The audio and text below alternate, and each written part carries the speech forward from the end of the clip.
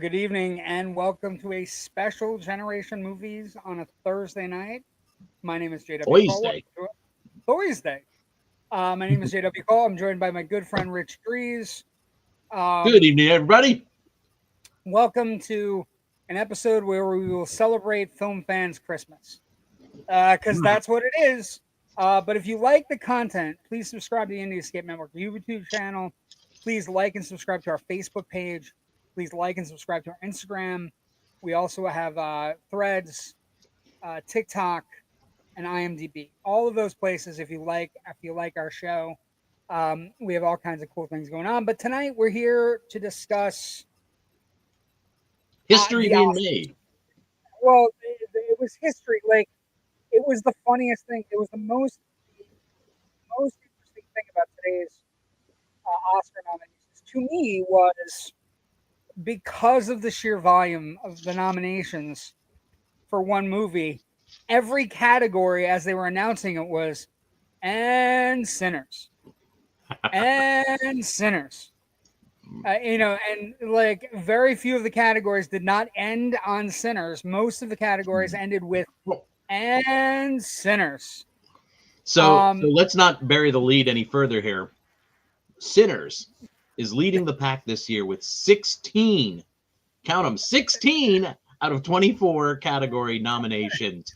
And this is a new record. It's a new record, and it shatters the old record. It shatters the record. You know the movie. I'm sure you know the movies, but I don't think everybody else does. So we'll do them. All About Eve, Titanic, and La La Land had a record of 14 nominations. Sinners beat it by 2 nominations.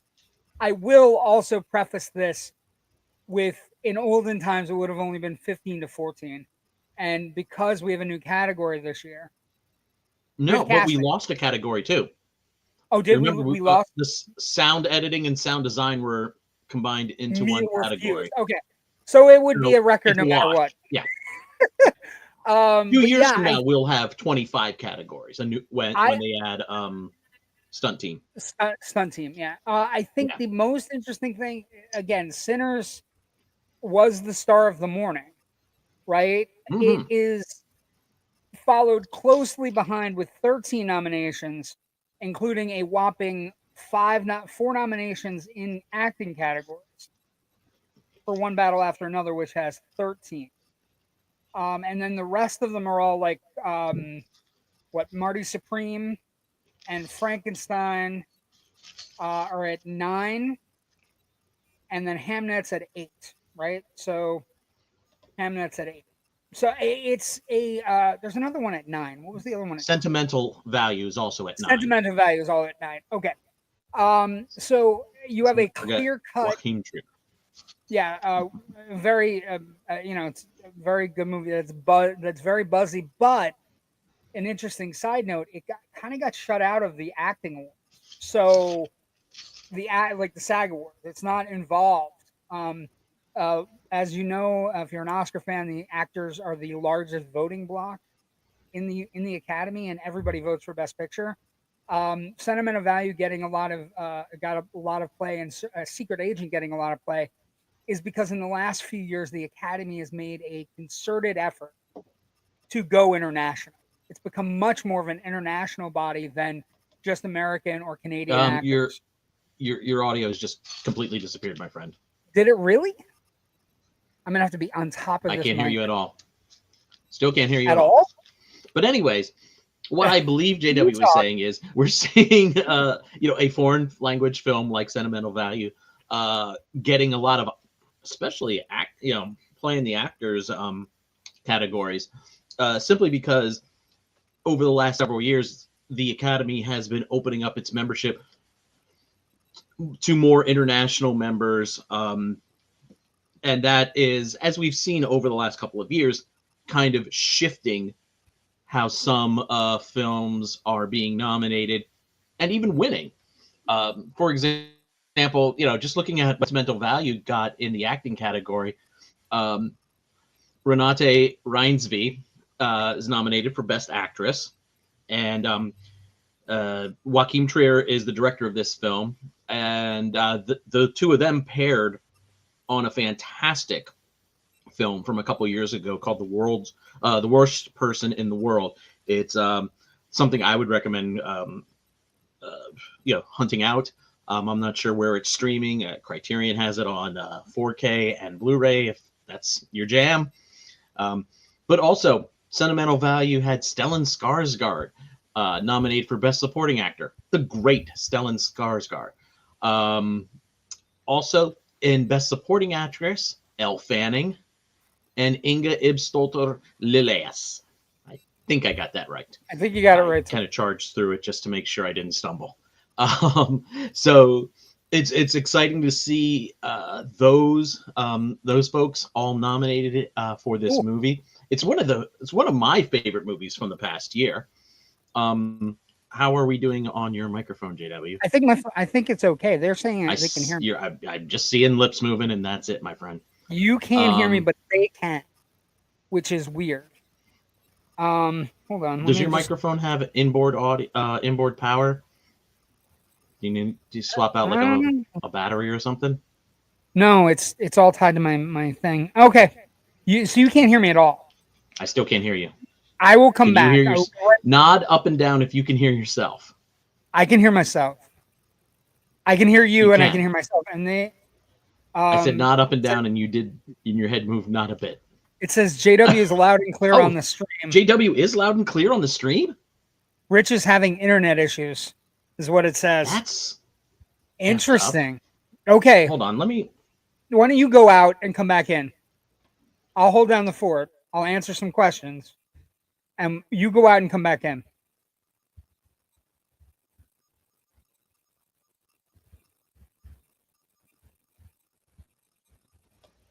Okay. So you still can't hear me, but everybody can hear me. So I hear Rich is having internet troubles is what it says. But this is a good question. Ken McKernan, first off, let's get some viewer comments while we're waiting for Rich to figure things out. Good evening, all. Good evening, Joe. Thank you for coming on board. Good evening, friends. Happy Oscar nominations day. Again, movie fan Christmas. Rihanna, how many will Sinners actually win? That's the $1 billion question. And here's the thing. I think the technicals, like I would put my faith in the technicals and original screenplay for Sinners. And I think the interesting thing is the reason Sinners got 16 nominations is because everybody looked at that particular movie and just every voting block looked at that particular movie as a special movie. From camera work to costume design by Ruthie Carter to original score and original song. And I think so it has, like, for example, original song is not going to be the Sinner song. So, and I don't think it's going to win Best Picture, but we'll have to see how the race plays out. Let's see. By the way, Sinners has earned every nomination. That is true, Chris Elkins. Good job. All of them, yeah. And then production design, things like that. Yeah, I think it's going to do very well in the technicals because I think he hired very special people with regards to the technicals. Like, for example, cinematography for him. Cinematography is a real interesting one because the cinematographer for Sinners is a female. She's one of the first females ever nominated for an Academy Award, Autumn Durald Arkapaw. So, yeah, let's get Rich back in. Rich, can you hear me? I can now. I have no idea what was going on my end. I don't know. Okay, so I'm just happy it's not me. I'm just happy it's you. Because usually it's me with technical issues. I know. Do they still have costume design, or is that merged with something else? No, costume design is there, and it's a front runner for costume design. Because Ruthie Carter, who won a couple years ago for Black Panther, the costume design in Sinners is like I said. If you ask me, how many is it going to win? 6, 7, and 6. I didn't mean to do that. 6, 7. I didn't mean to do that, but 6 or 7. It happens. I didn't mean to. I think it has a chance to win 6 or 7 logistically.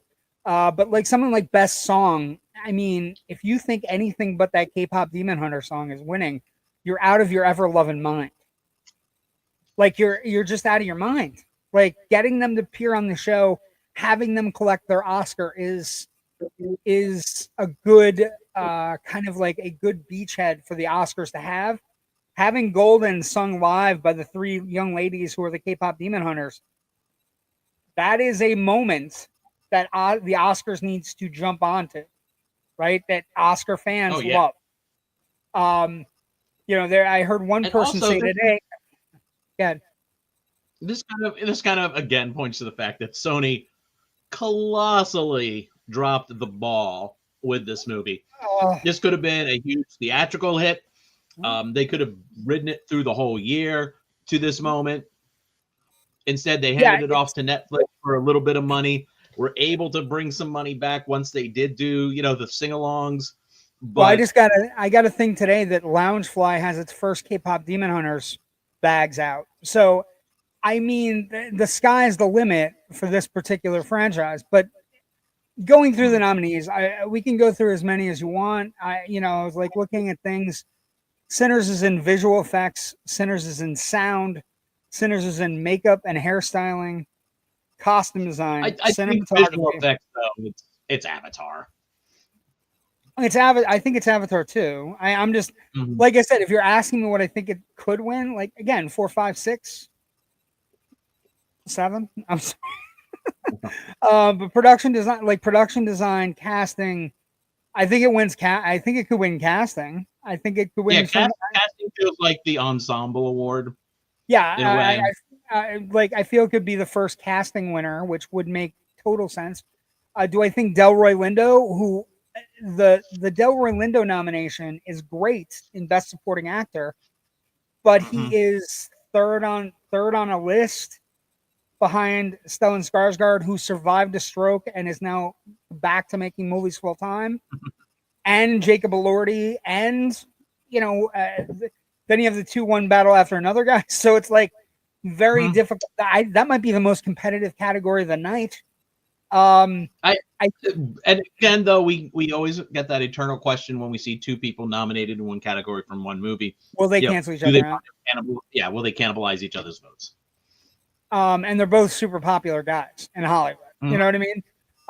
Adapted screenplay, it's kind of up for grabs. Sinners for original screenplay, that seems like for the longest time, Rich, and I know you'll agree with me on this. For the longest time, original screenplay was for the up and coming guys to reward them if they wrote their own screenplay and then they directed their own movie and it got nominated for picture and director and then original screenplay. Original screenplay is where I sometimes look for the best movie of the year. Right, One Battle After Another seems like it's on a direct collision course with Best Picture, with Best Director. You know what I mean? I'm sorry I said it. You don't need to leave. I'm sorry. Just it happens. Best animated short. I'm going with Home Run for the Girl Who Cried Pearls. Fantastic. We're good today. Thank you for asking. I appreciate it, and thank you for staying. Sorry, I didn't mean to do, but I was just saying the numbers. Anyway, like I said, looking through, not a lot of shocks, not a lot of, a couple shockers, maybe, do you have anything where you looked at and you went, I don't know how that happened or what happened? I have one. I sort of have one, but, I wasn't that surprised by its exclusion. I'm going to let you in on a dirty little secret about journalism for the Oscars, especially on a morning like today. A lot of the coverage is pre-written. Not that we know who's going to be nominated, but we make some educated guesses. And so we write a paragraph or two about, or, a couple of sentences like, well, obviously Sinners and One Battle After Another were going to be the top 2 nominees. Right. And So you write maybe a sentence or 3 about how throughout the whole Critics Award season in December and into this new year, they've been battling back and forth, and that this, this doesn't come as much of a surprise. Sometimes you go, wow, if so-and-so gets a nomination, that's going to be historic for this or that reason. And you kind of have that up. And then it's all on your, your Word sheet, your Word document, or in your blog engine, like what I use. And then so the Delroy Lindo effect. They make the announcements, you cut out whatever you don't need, and you fill in a few other things, and boom, that's your coverage. I had 2 or 3 different paragraph chunks written for various Wicked for Good nominations that did not happen. If Cynthia Erivo had gotten a nomination, that would put her within striking distance of getting the O for her EGOT, because she, has a Tony, she has a Grammy, she has an Emmy. She just needs that Oscar to get there. She's not on the list, Rich. Yeah, but yeah, that's what I said. They didn't make it, so you just kind of cut all that out. So are those things I was anticipating? I was like, okay, yeah, For Good wasn't as good as the first half of this adaptation, but maybe there's enough goodwill that carries over into this year to kind of give them the Return of the King award. Yeah. You finished your big project. Here's some awards. Yeah, I think that's interesting because you have them like picture. It's not getting nominated picture. They get nominated in actress or supporting actress.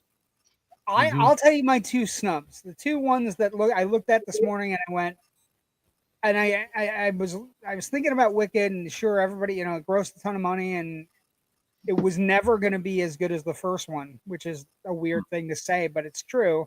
No matter how much they improved on it, the 2 that jumped out at me immediately. I know Kate Hudson's important, and I know she's a very popular actress, and she's part of a royal family in Hollywood. She has a podcast with her brother, and her house when she goes home for breakfast with her parents includes food with Goldie Hawn and Kurt Russell. So I understand that. What I don't understand is that you have nominations for DiCaprio, lead actor, Del Toro, supporting actor, Sean Penn, supporting actor, Tiana Taylor, best supporting actress, and the one that you and I talked about the most, because of the fact that she is in scenes with heavyweights. Mm-hmm. There is no Chase Infinity on this list, Rich. I know. It is a bummer of epic proportions, because I think one of the things that coming out of that movie, and again, I don't know how the voting went or what people were thinking, but that performance is way the fuck up here, right? And you and I talked about it when we did a review of One Battle After Another. She is in scenes with epic people who are actors of their generation. Yeah, she has some real scene part, like no big boy, big girl scene partners with Sean Penn and DiCaprio. And to have her not nominated when the movie's nominated for 13 awards, and then you look at the nominees in Best Actress, and it's Jessie Buckley was definitely going to get a nomination. Rose Byrne was definitely going to get a nomination. Renata Reinsve, maybe for Sentimental Values out there, but Emma Stone is a perennial at this point. So Emma Stone is the youngest actress, is the second youngest person to get 7 Academy Award nominations by her age. She's very, very good, Rich. And she's found, I know. she's the reincarnation of Katharine Hepburn, is what she is. Yeah. She's the first actress to do this at such a young age, and the only other person who ever beat her to getting 7 Academy Award nominations, relative to their age, I guess you could say. Walt Disney. He had 7 nominations by the time he was 35. 4. And the interesting thing about Stone, is every time she makes a new movie and she makes it with Yorgos Lanthimos, for fuck's sake, just line her up, because they have found a working pattern where they're picking the most interesting material, the best material, and it perfectly suits her. So it is a perfect storm of being a best actress. So you can't take her off the list. You can't take the sentimental value folks who apparently have some pull. You can't take off Rose Byrne. You can't take off Jessie Buckley. But Rich, Song Sung Blue, the only nominee for the movie is Kate Hudson.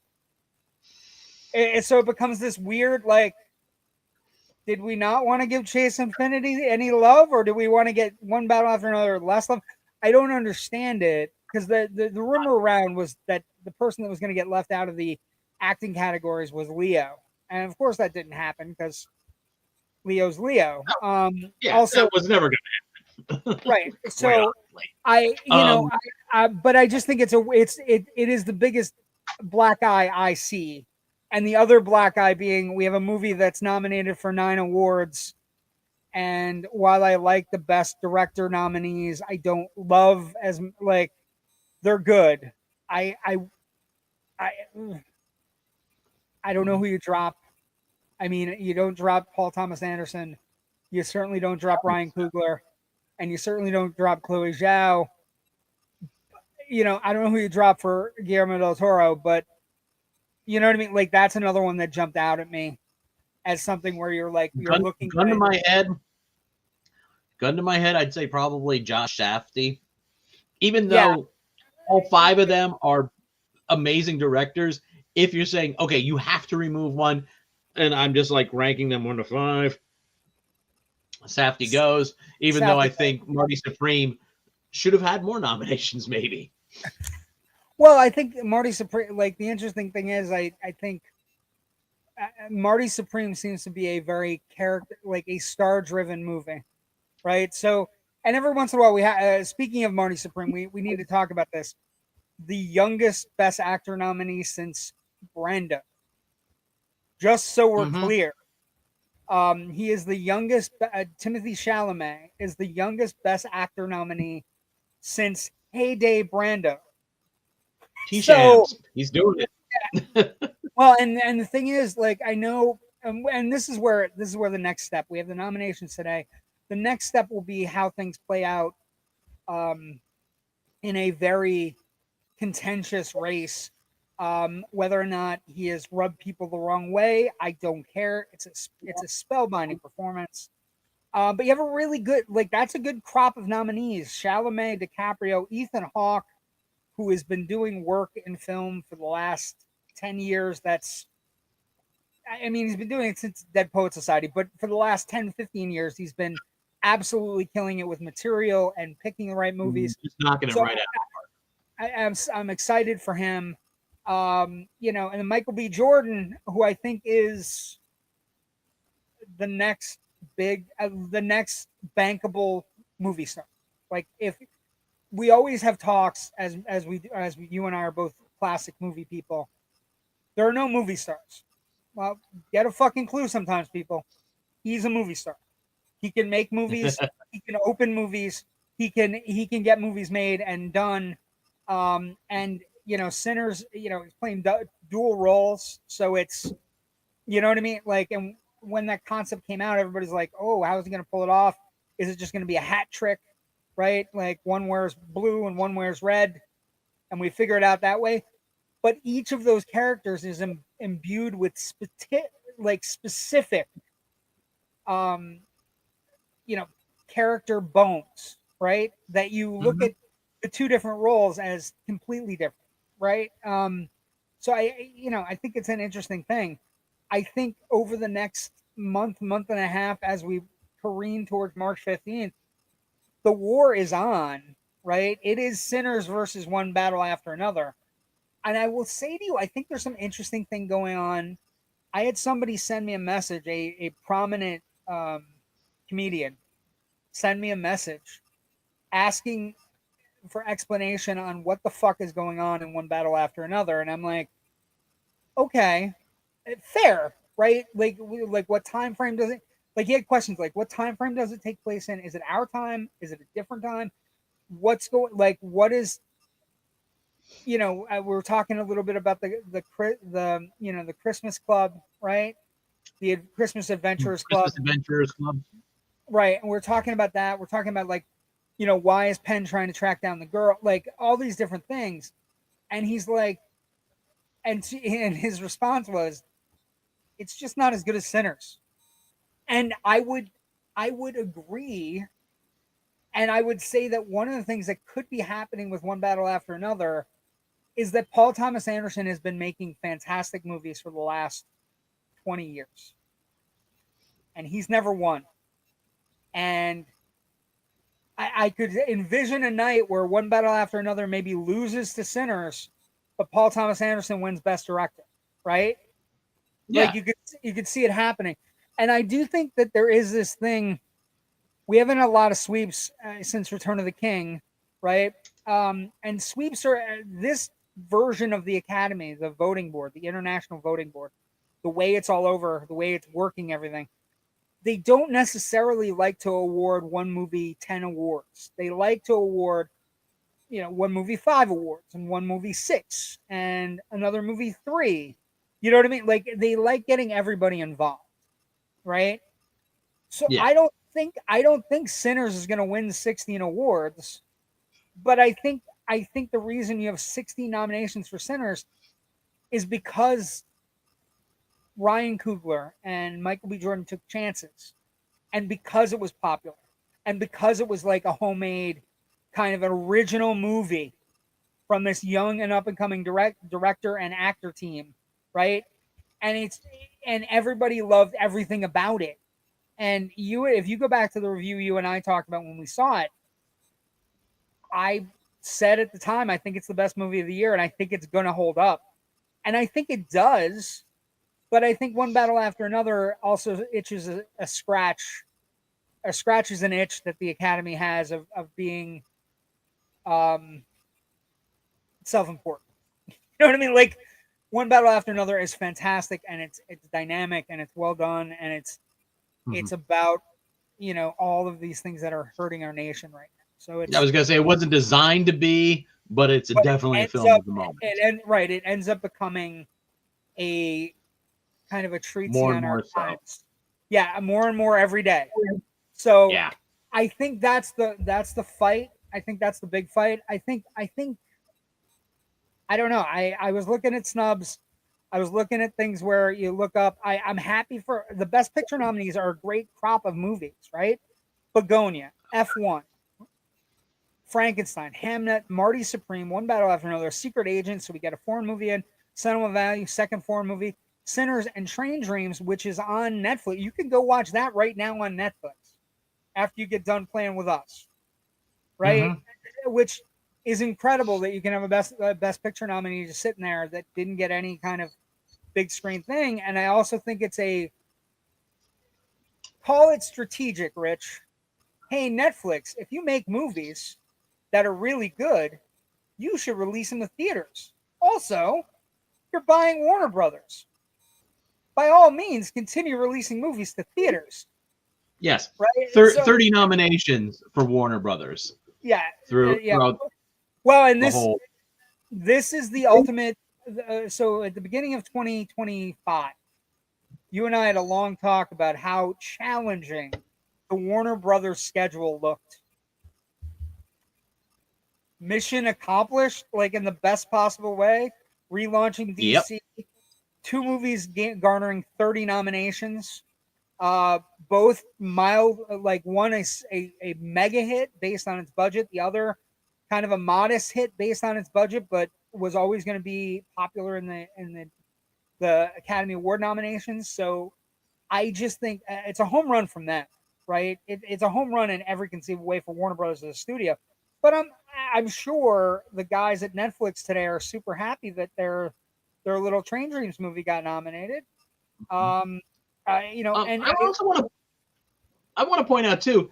I bet the folks who were doing acquisitions at Neon, recently a bunch of them decamped and went over to Warner Brothers because they're kind of setting up a specialty label at Warner's right now.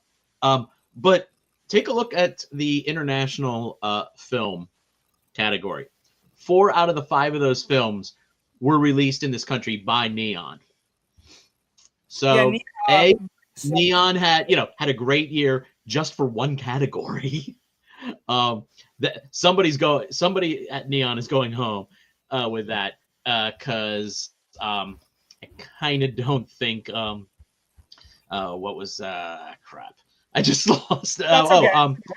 I don't think the voice of Hind Rajab is going to be the winner in this category. Honestly, I think it's going to be either Secret Agent or Sentimental Value. Or it was just an accident. It was just an accident. Fantastic. And Sarat's a great movie too. I was looking at it though. Like, this is a really good year in the sense that it is 10 movies where you can pick them off a list and go, do you want something weird? Begonia. Do you want a sports movie that's really well done? F1. You want a gothic horror film? Frankenstein, great. You want Hamnet? You want a little Shakespeare in Love? I guess. Marty Supreme, you want an Americana movie?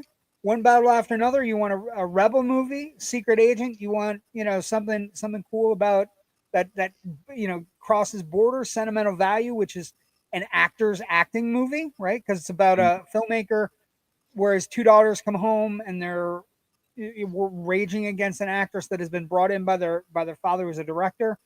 Sinners, a straight American-made horror film, baby. Let's go. And then Train Dreams, which is again another Americana piece that's by Netflix that I think is by design. And I think it's a really good year, right? It's been a really good year. You and I have been talking about it all year, about how great a year it's been. Let's do director next. Paul Thomas Anderson, One Battle After Another. Ryan Coogler, Sinners. Josh Safdie, Marty Supreme. Joachim Trier, Sentimental Value, and Chloe Zhao for Hamnet. I think Paul Thomas Anderson's in again. If you're asking me what I think he's in. I think he's in the lead by a decent margin. Best actor: Chalamet, DiCaprio, Ethan Hawke, Michael B. Jordan, Wagner Moura. I think it's Chalamet, but if it wouldn't shock me, Michael B. Jordan has become very popular, and he is. He's right now reaching the crown level where you sometimes you need that little push. But Chalamet, I think, is doing again. I think it could be are people rubbed the wrong way by Chalamet. Actress. I don't know. I haven't heard that this time around. I think last time around some people were like, "Oh, he thinks he's Bob Dylan now."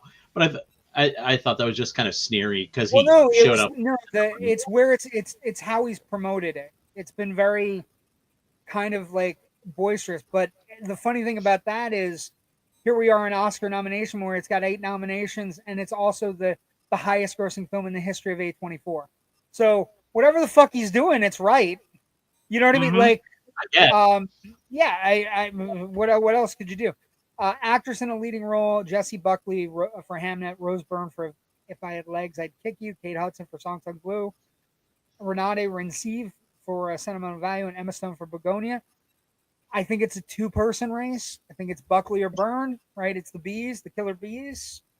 And Buckley's kind of waiting, and Buckley's about to have a moment. So maybe it's the time, because Buckley's got a major motion picture coming out in March, which would be really great to have for Warner Brothers to have the best actress sitting in their groovy Bride of Frankenstein movie that's apparently a musical. Actor in a supporting role. We talked about this. De Toro, Jacob Elordi in Frankenstein, Delroy Lindo in Sinner, 73 years old and gets his first nomination. Congratulations. He's been doing great fucking work. So yes, that's a great thing. Sean Penn in One Battle After Another, and then Stellan Skarsgård in Sentimental Value. Again, this is a major thing because Stellan Skarsgård did the 2nd season of Andor, acted in another movie, then acted in this movie, but had a stroke in between where they had to rearrange his entire way he does acting.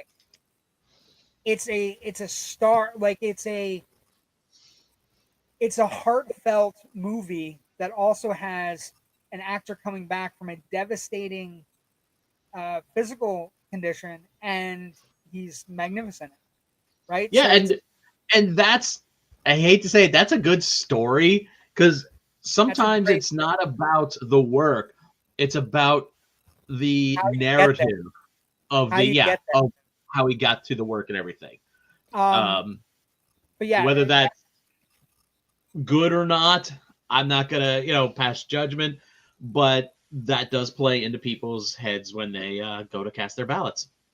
It does. Actress in a supporting role, another very like contentious category. Elle Fanning in Sentimental Value, Inga Ibsdottir Lilius in Sentimental Value, Amy Madigan in Weapons, Wunmi Masaku in Sinners, and Tiana Taylor in One Bite After Another. All of these women are fantastic, and if you want the Skarsgård story and supporting actress, I don't think it's going to happen, but I think it's between Tiana Taylor and Amy Madigan, who lucked into one of the greatest villain roles in the history of film. Right? It's just like a villain that will be copied and Halloween costumed, and will become part of pop culture history with Weapons. But I think Tiana Taylor, is an up and coming actress / songwriter. She got a lot of going on there. Animated feature: Arco, Elio, K-pop Demon Hunters, Little Amelie are the character Rain in Zootopia 2. Again, Netflix, we love you guys. You guys should stick around and release movies. You know what I mean? There was one. Okay, there was one nomination for a Netflix film I was kind of expecting based on the history of this franchise that we didn't see this year. If we're, to kind of circle back to, surprise snubs. Yeah. We did not get a nomination for Rian Johnson for writing the new Knives Out film, Wake Up Dead Man, whereas he did get it for the original and for Glass Onion. Didn't win either time, but I was like, let's go for a third nomination. Complete the set. I like it that way. Well, and the interesting thing there is I only think he got pushed out because when you go down and look at that category, they're both beasts. Right? Oh yeah, they're beastly categories. Gun to my head, I don't know who I kick out. Yeah, so if you're looking at adapted screenplay, a good place to look, because again, as an Oscar consumer, somebody who watches the Oscars every year, you're looking for the movies that are in the category, like the categories I look at. I don't know what you look at, but I know what I look at. I look at screenplay, I look at editing, right, and cinematography to a certain extent, and then director and picture are the ones where I kind of like, you can guess which one is which, who are the main choices. But the adapted screenplay of Begonia by Will Tracy, Frankenstein by Guillermo del Toro, which is again a fantastic adaptation of Frankenstein. Mm-hmm. It's unique and really good. Hamnet by Chloe Zhao and Maggie O'Farrell, One Battle After Another. Paul Thomas Anderson essentially adapting an unadaptable Thomas Pynchon novel, right?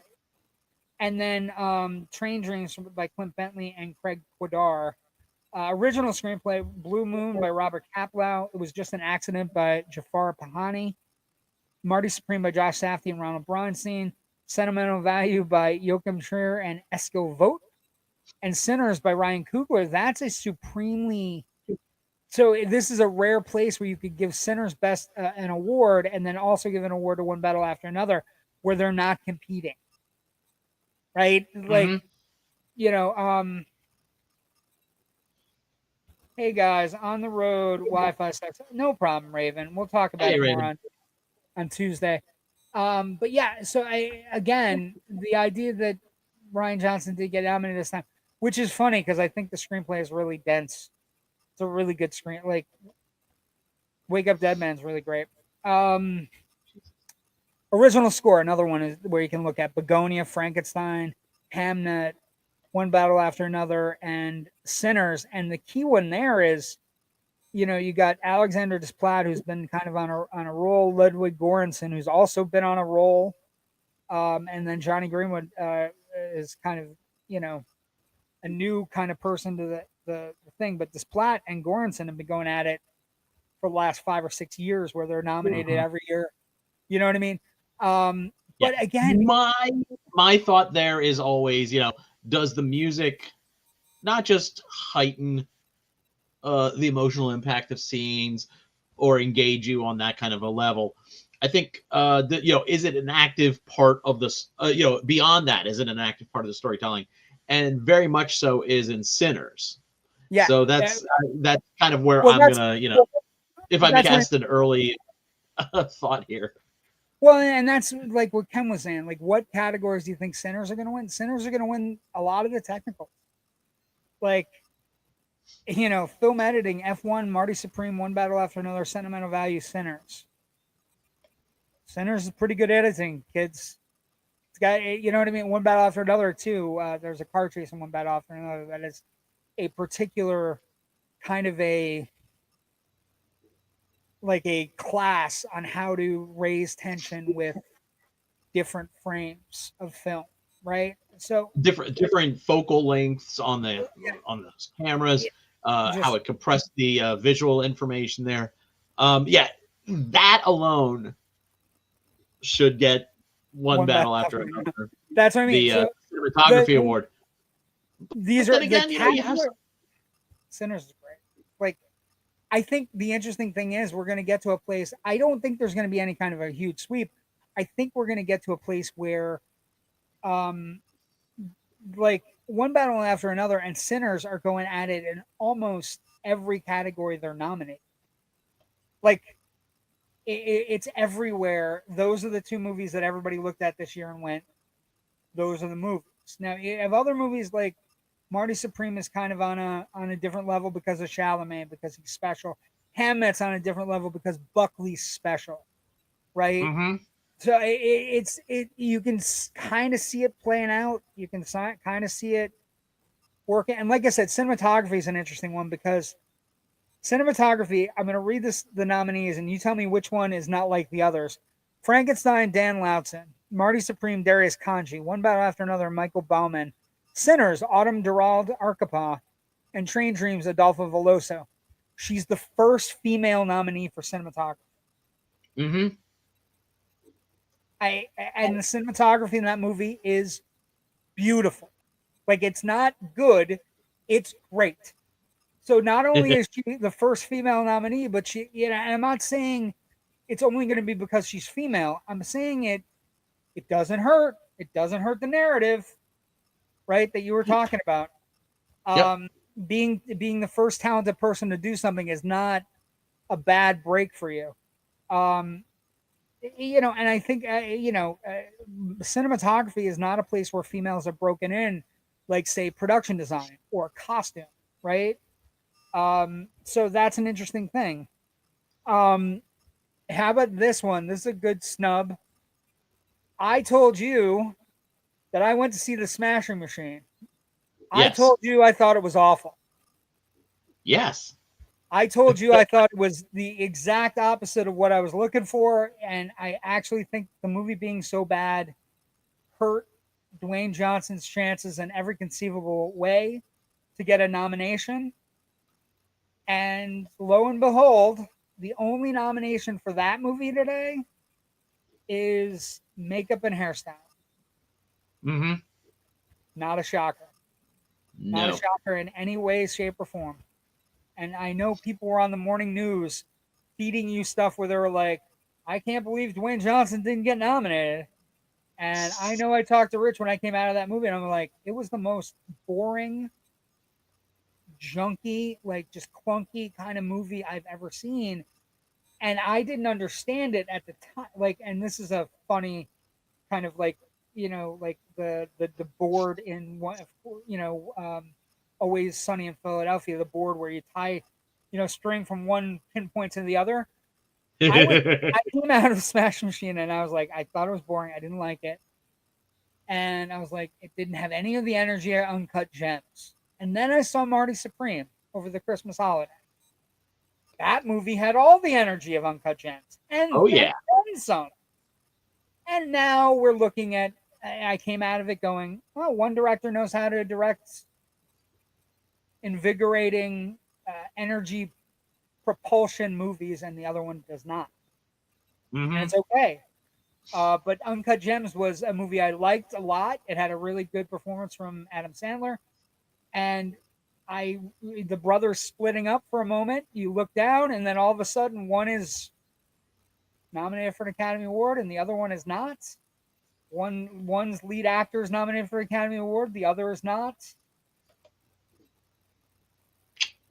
Just saying.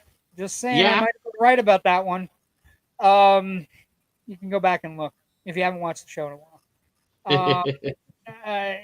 So I think what we're gonna get. I think we're gonna get one of the things that came up today was, we're talking about. I think it's going to be a very good race. I think there are two movies that everybody should look at. I think Hamnet could be like kind of the spoiler in a lot of these categories, or sentimental value, because again, it appears that the voting block of the actors in the Academy saw that movie and really gravitated towards it. Actors are the largest voting block, so guess what? That has a shot, right? But I think it's a two-person race. A two-person race with the acting categories going to movies that are uniquely, kind of like situated for their lead performances, right? Paul Mescal didn't get nominated for Hamnet, right? There was a little bit of a fight inside, an inside baseball kind of fight where many people saw Mescal being put forth for a supporting actor, and they were sitting there going, "But it's a lead performance." That's a tough call though, because it's really, I mean, he does disappear out of the movie a lot more than you would expect from a lead performance. I think Jessie Buckley is definitely the lead there. I think she's the front runner for actress. If Mescal is a co-lead, yeah, but I don't think I'm not saying we should be sitting here with stopwatches going, this is not a lead performance because it's under X amount of minutes. You could have a 5-minute performance. I'm looking at you, network. So it is what it is, Oscar history. But you had some really that one. You had some really great Oscar hit. Well, no, go ahead. Sorry. I was gonna. It's a great momentary performance, but I don't think that 3.5-minute scene that's all that and I'm blanking on the actress's name from Network is. I don't think it supports a majority of the storytelling. It supports a moment, but I don't think it's impactful enough upon the story itself to be considered a supporting actress role. So much. I want to say, was it Beatrice Straight? No, it wasn't Beatrice Straight. Beatrice, it might have been. I can't remember. I honestly can't remember. I apologize. I mean, if we're going with like one scene, amazing performances, then why wasn't Ned Beatty nominated in Network? I'm trying to figure out who it was. Tampering with the fundamental forces of the universe, i.e. capitalism. Who knew? Who knew we'd be in late stage capitalism? Who knew? Who knew? Otis knew. Otis had it figured out. Yeah, Otis, it's an itty bitty place. It's an itty bitty place. I just, Miss Tessmacher. It's an itty bitty place, Mr. Luthor. Beatrice Straight. It was Beatrice Straight. Okay, yeah. It was Beatrice Straight. Okay, so but we had good news. Good news. Chalamet is the youngest actor since fucking Brando. That's nice. Delroy Lindo, 73, gets his first nomination. Great. More promise of Emma Stone making more great movies is also great. And I think you have front runners in each of the categories, and then supporting actor and supporting actress are a fucking mess, like an absolute. Who knows what's gonna win?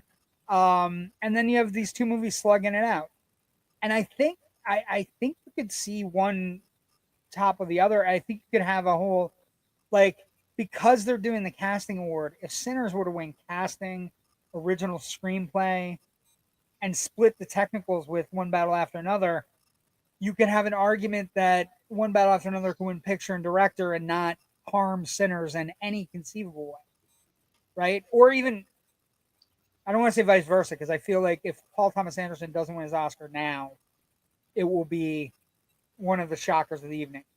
But Coogler wouldn't be a bad thing. Ryan Coogler was about to bring the X-Files back. Yes, let's do it. And why is he? He's doing it for the right reasons too. Why? He's not doing it for money. He's doing it because, oh, by the way, he watched the X-Files every Friday night with his mom. Coogler has his head on straight.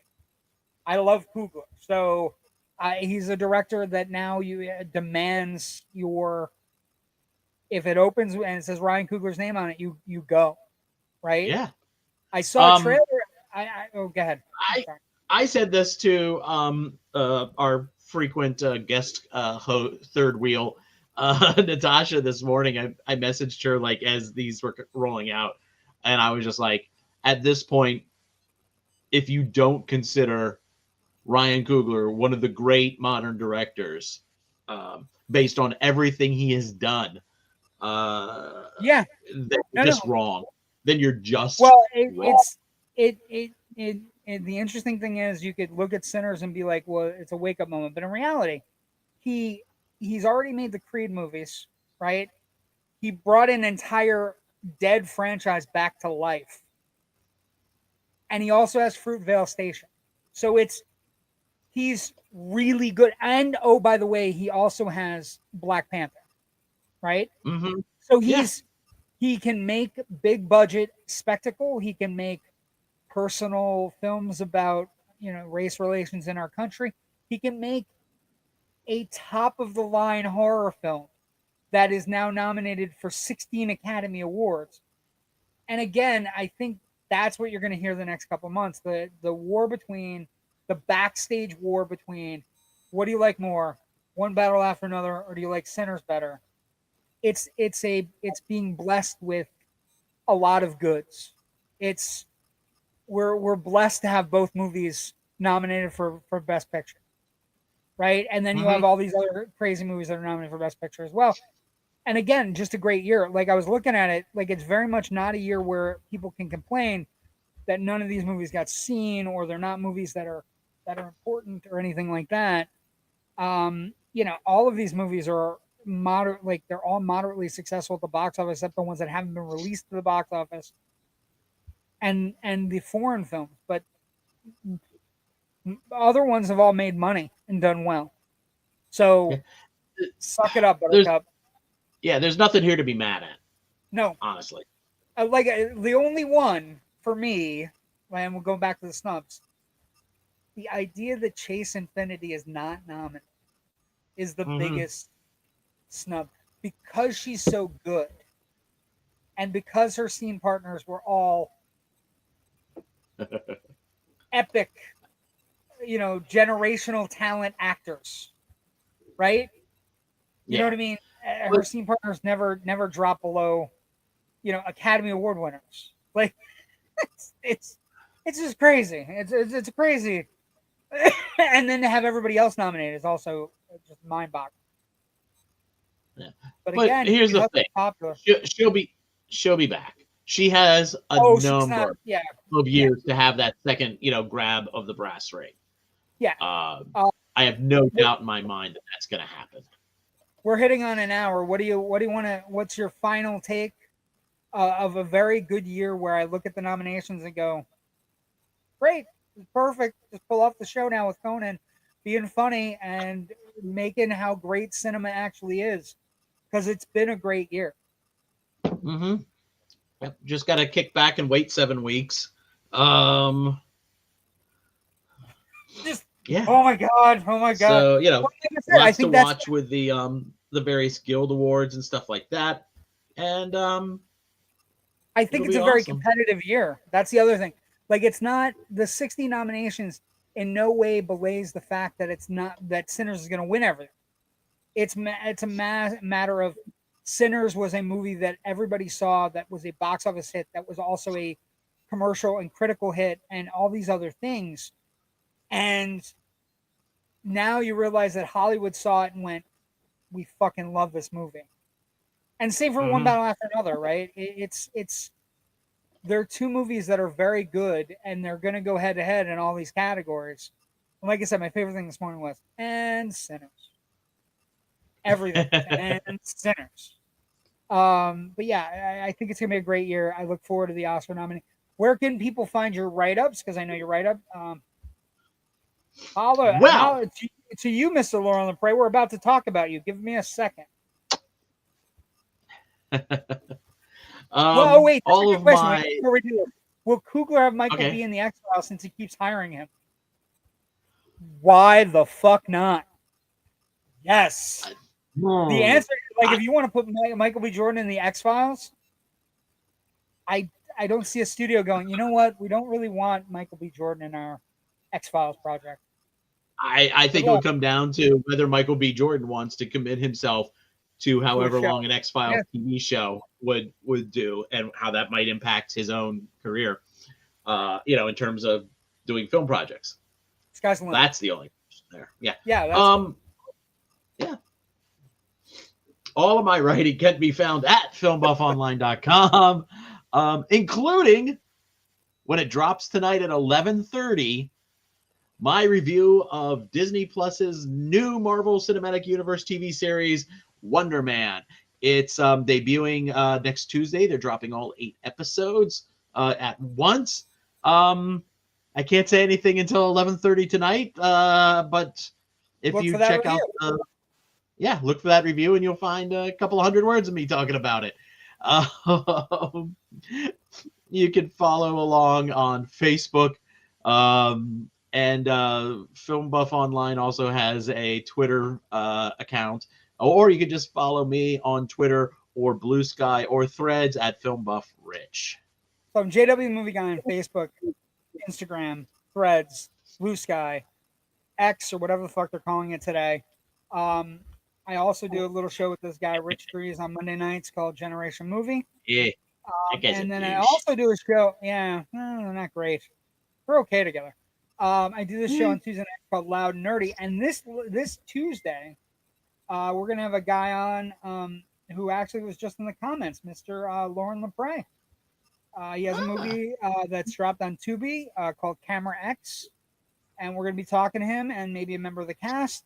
So by all means, if you like everything you've seen and heard, like and subscribe to our Facebook page, our Instagram page, our TikTok, IMDb, all those places. Thank you for joining us for this very special Oscar nomination show. We appreciate you all for watching, and see you in a few 7 weeks when we get our Oscar picks. Well, now see you in like 5 days. Yeah, for the regular for the Oscars. You know what I mean? I'm just talking for the Oscars. But is it not one of the best times a year for movie fans? It is. It just is. And like I said, we want to thank you for joining us for this very special episode. Almost all of the, I did this yesterday, and almost all of the movies that are in that picture are nominated for Best Picture, which I thought was great.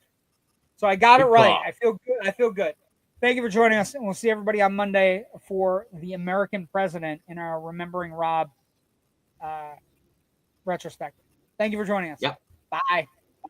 Bye.